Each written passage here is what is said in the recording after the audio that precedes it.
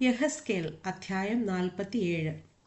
അവൻ എന്നെ ആലയത്തിൻ്റെ പ്രവേശനത്തിങ്കൽ മടക്കി കൊണ്ടുവന്നപ്പോൾ ആലയത്തിൻ്റെ ഉമ്മരപ്പടിയുടെ കീഴേ നിന്ന് വെള്ളം കിഴക്കോട്ട് പുറപ്പെടുന്നത് ഞാൻ കണ്ടു. ആലയത്തിൻ്റെ മുഖം കിഴക്കോട്ടല്ലോ. ആ വെള്ളം ആലയത്തിൻ്റെ വലത്തുഭാഗത്ത് കീഴേ നിന്ന് യാഗപീഠത്തിന് തെക്കുവശമായി ഒഴുകി. അവൻ വടക്കോട്ടുള്ള ഗോപുരത്തിൽ കൂടി എന്നെ പുറത്തു കൊണ്ടുചെന്ന് പുറത്തെ വഴിയായി കിഴക്കോട്ട് ദർശനമുള്ള ഗോപുരത്തിൽ കൂടി പുറത്തെ ഗോപുരത്തിലേക്ക് ചുറ്റി നടത്തി കൊണ്ടുപോയി. വെള്ളം വലത്തു ഭാഗത്തു കൂടി ഒഴുകുന്നത് ഞാൻ കണ്ടു. ആ പുരുഷൻ കയ്യിൽ ചരടുമായി കിഴക്കോട്ട് നടന്നു 1000 മുഴം അളന്നു എന്നെ വെള്ളത്തിൽ കൂടി കടക്കുമാറാക്കി. വെള്ളം നരിയാണിയോളം ആയി. അവൻ പിന്നെയും 1000 മുഴം അളന്നു എന്നെ വെള്ളത്തിൽ കൂടി കടക്കുമാറാക്കി. വെള്ളം മുട്ടോളം ആയി. അവൻ പിന്നെയും 1000 മുഴം അളന്നു എന്നെ കടക്കുമാറാക്കി. വെള്ളം അരയോളം ആയി. അവൻ പിന്നെയും 1000 മുഴം അളന്നു. അതെനിക്ക് കടപ്പാൻ വഹിയാത്ത ഒരു നദിയായി. വെള്ളം പൊങ്ങി നീന്തിയിട്ടല്ലാതെ കടപ്പാൻ വഹിയാത്ത ഒരു നദിയായി തീർന്നു. അവൻ എന്നോട്, മനുഷ്യപുത്ര, കണ്ടുവോ എന്ന് ചോദിച്ചു. പിന്നെ അവൻ എന്നെ നദീതീരത്ത് മടങ്ങി ചെല്ലുമാറാക്കി. ഞാൻ മടങ്ങിച്ചെന്നപ്പോൾ നദീതീരത്ത് ഇക്കരെയും അക്കരെയും അനവധി വൃക്ഷം നിൽക്കുന്നത് കണ്ടു. അപ്പോൾ അവൻ എന്നോട് അരുളി ചെയ്തത്, ഈ വെള്ളം കിഴക്കേ ഗലിയിലേക്ക് പുറപ്പെട്ട് അരാബായിലേക്ക് ഒഴുകി കടലിൽ വീഴുന്നു. ഒഴുകിച്ചെന്ന് വെള്ളം കടലിൽ വീണിട്ട് അതിലെ വെള്ളം പഥ്യമായി തീരും. എന്നാൽ ഈ നദി ചെന്നു ചേരുന്നിടത്തൊക്കെയും ചലിക്കുന്ന സകല പ്രാണികളും ജീവിച്ചിരിക്കും.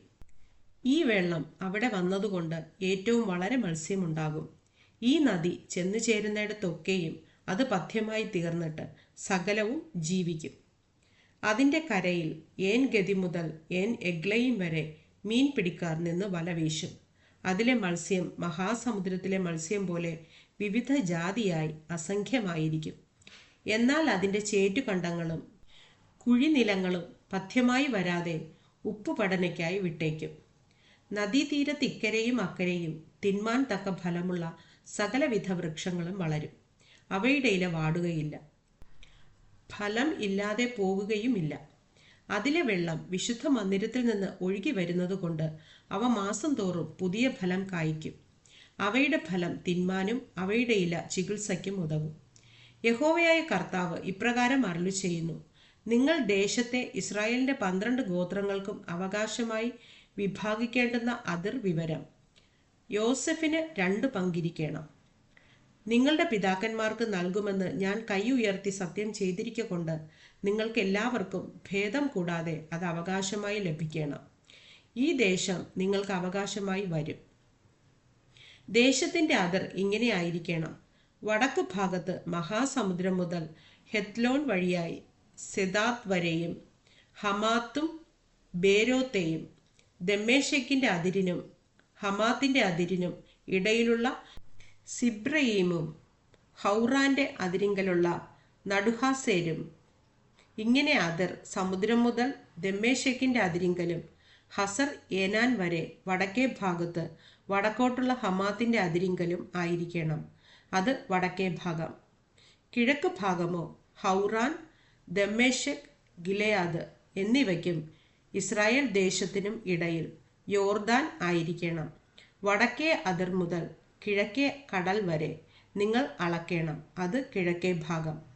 തെക്കു ഭാഗമോ തെക്കോട്ട് താമാർ മുതൽ മെരിബോത്ത്, കാദേശ് വെള്ളം വരെയും മിസ്രയീം തോട് വരെയും മഹാസമുദ്രം വരെയും ആയിരിക്കണം. അത് തെക്കോട്ട് തെക്കേ ഭാഗം. പടിഞ്ഞാറ് ഭാഗമോ തെക്കേ അതിർ മുതൽ ഹമാത്തിലേക്കുള്ള തിരിവിൻ്റെ അറ്റം വരെയും മഹാസമുദ്രം ആയിരിക്കണം. അത് പടിഞ്ഞാറേ ഭാഗം. ഇങ്ങനെ നിങ്ങൾ ഈ ദേശത്തെ ഇസ്രായേൽ ഗോത്രങ്ങൾക്ക് തക്കവണ്ണം വിഭാഗിച്ചു കൊള്ളണം. നിങ്ങൾ അതിനെ നിങ്ങൾക്കും നിങ്ങളുടെ ഇടയിൽ വന്നു പാർക്കുന്നവരായി നിങ്ങളുടെ ഇടയിൽ മക്കളെ ജനിപ്പിക്കുന്ന പരദേശികൾക്കും അവകാശമായി ചീട്ടിട്ട് വിഭാഗിക്കണം.